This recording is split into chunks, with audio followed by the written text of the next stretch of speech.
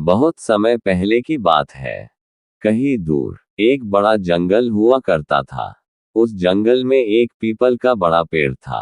वह पीपल का पेड़ बहुत साल पुराना था। उस पीपल के पेड़ को देखकर लगता था कि उसकी उम्र करीब 90-100 साल हो गई। जब भी कोई आदमी उस जंगल से जाया करते थे, तो उस पीपल के नीचे रुककर आराम किया करते थे। उस पीपल के नीचे काफी ठंडा मौसम रहा करता था। ये वृक्ष गर्मी के मौसम में पैदल चलने वाले आदमियों को खुद की ओर खींच लिया करता था। उस पीपल के पेड़ पर कई चिड़िया अपने घोंसलों में रहा करती थी। एक दिन एक कबूतर ने देखा कि कोई शिकारी उस पीपल के पेड़ के पास आ रहा है। कबूतर जल्द से पीपल के पेड़ के पास आया और सभी को शिकारी के बारे में बता दिया।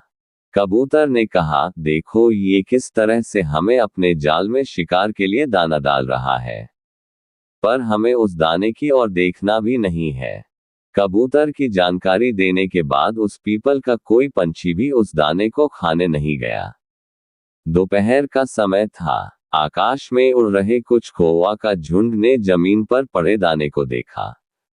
भूख एक ऐसी चीज है जो मौत के कुएं में भी डाल देती है। कौओं को दाना तो दिख रहा था, लेकिन शिकारी का जाल नहीं दिख रहा था। सारे कौवा जाल में फंस गए। सभी कौवा रोने लगे। कौवा का राजा बोला, अब रोने से कुछ नहीं होने वाला है। हमें एक साथ उड़ाना चाहिए। हम एक साथ उड़कर इस जाल को ले उड़ सकते हैं। राजा की बात मानकर सारे कौवा एक साथ उड़े। एक साथ उड़ने के कारण वह कौवा जाल को लेकर आकाश में उड़ गए।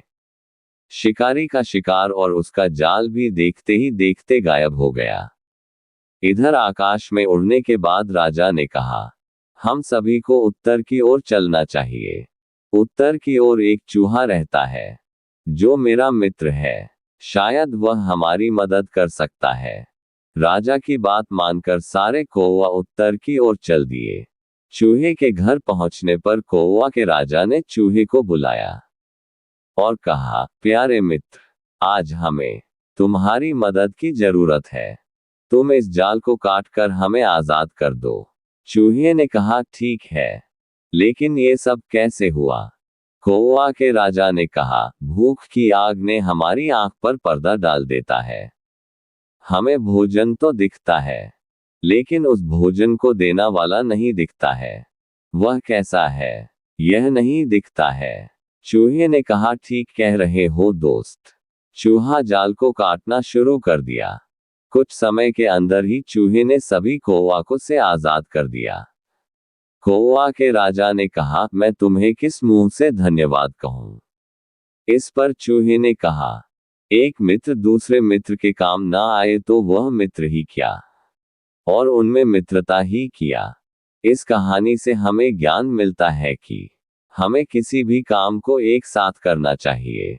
एक साथ मिलकर किसी काम को किया जा सकता है, इसलिए एक साथ मिलकर कोई भी काम करे।